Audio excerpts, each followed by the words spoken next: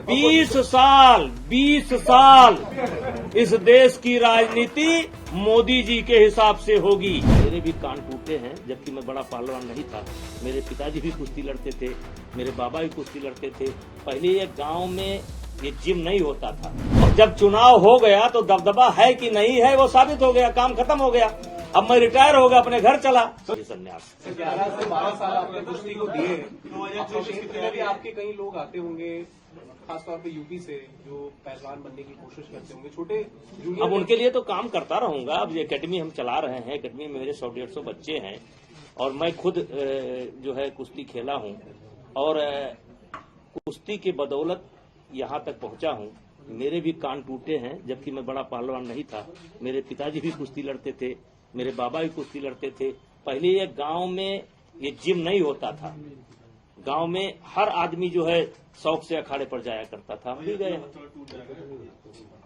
तो अब कहिए कि हम अपनी एकेडमी बंद कर देंगे, नहीं। लेकिन अब ये जो मतलब आप कह सकते हैं संघ की राजनीति है, और खुशी खुशी, किसी दुख के साथ नहीं। चुनाव हो गया भाई, अध्यक्ष चुन लिए गए, सेक्रेटरी चुन लिए गए, वाइस प्रेसिडेंट चुन लिए गए, पूरी बॉडी चुन ली गई। अब संभालें वो। तो रद्द करने पर नाराज है आप? अरे हम काहे नाराज होंगे। एक सवाल है मेरा, क्योंकि आप कुश्ती से आपका काफी पुराना रिश्ता है और आप पूर्व अध्यक्ष भी रहे हैं, ऐसे में बजरंग पुनिया ने अपना पद्मश्री वापस देखिए उनका रिएक्शन आप नहीं। अब जो मुझे इतना गाली देता हो, मैं उस पर क्या रिएक्शन दूं, उनको क्या सलाह दूं? वो उनका निर्णय है, उसमें हम उनको कोई सलाह नहीं दे सकते। सड़क पर छोड़कर आगे अब ये मेरा विषय नहीं है। आपको दुख हुआ वो देख के? देश ने सम्मान दिया था उनको। अब ये उन्हीं से पूछिए, हमारा विषय नहीं है। ऐसा कहा जा रहा है विरोध जी की, ये नया फ्रंट खुल जाता, विरोध प्रदर्शन हो रहा था, साक्षी मलिक का इस्तीफा, और तो उससे सरकार को असर पड़ रहा था, इसलिए ये कदम लिया गया। अब ये हम नहीं बता सकते, ये हमारा विषय नहीं है। सर 2024 के चुनाव अब आने वाले हैं। एक तरीके से इंडिया ब्लॉक जो है वो एक एंड बीजेपी के खिलाफ एक कैंडिडेट खड़ा करने के लिए है कि शायद समाजवादी पार्टी और कांग्रेस मिलकर के चुनाव लड़े। कैसे आप देखते हैं अपने क्षेत्र के चुनाव को, जो आपका पूरा गोंडा और देखिए, आने वाले चुनाव में भारतीय जनता पार्टी की सरकार मोदी जी के नेतृत्व में भारी बहुमत के साथ बनेगी, और अभी 20 साल इस देश की राजनीति मोदी जी के हिसाब से होगी। मोदी जी जो चाहेंगे वो होगा। आज के तारीख में अपोजिशन में मुझे कोई नहीं दिखाई पड़ता है।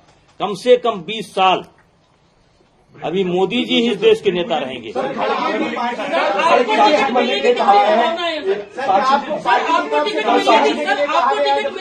संभावना है सर? सर एक सवाल आया पार्टी की तरफ से, क्या आपको पीछे हटने के लिए कहा गया है? क्योंकि कल तक आप कह रहे थे कि भाई दबदबा है, कायम रहेगा। आज आप कह रहे हैं मेरा कोई लेना देना नहीं, मैं इस्तीफा देता हूं। क्या पार्टी की? अरे भाई, अब आप रेस में आ गए मालिक।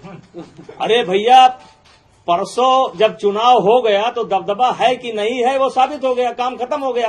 अब मैं रिटायर हो गया, अपने घर चला। सर साक्षी मलिक ने मीडिया में बात करते हुए कहा है कि क्यों किसी खिलाड़ी का नाम हमसे लेते हैं? हमें क्या लेना देना है भाई? कौन क्या कर रहा है, अच्छा कर रहा है, बुरा नहीं कि हमारी जीत हुई है। सर जो अवार्ड वापसी की खिलाड़ियों ने, उसको देख के आपको कैसा लगा? अरे भैया, हम कहेंगे तो उस पर विवाद हो जाएगा, मेरे से न करवाइए। पीएम के उम्मीदवार इंडिया ब्लॉक से होंगे, तो आप मानते हैं फर्क पड़ेगा? हिंदी बेंच में वो दलित है, कौन नेता है मल्लिकार्जुन खड़गे। 20 साल इस देश की राजनीति मोदी जी के हिसाब से होगी। 20 साल, और वे नहीं, अहंकार पूर्वक नहीं कह रहा हूं। इस देश की जनता मोदी जी को अभी छोड़ने वाली नहीं है। सर साक्षी मलिक जी से प्रियंका वाड्रा से मिल रही है सर, कैसे देखते हैं इसे सर? अब देखिए, हमारी बातचीत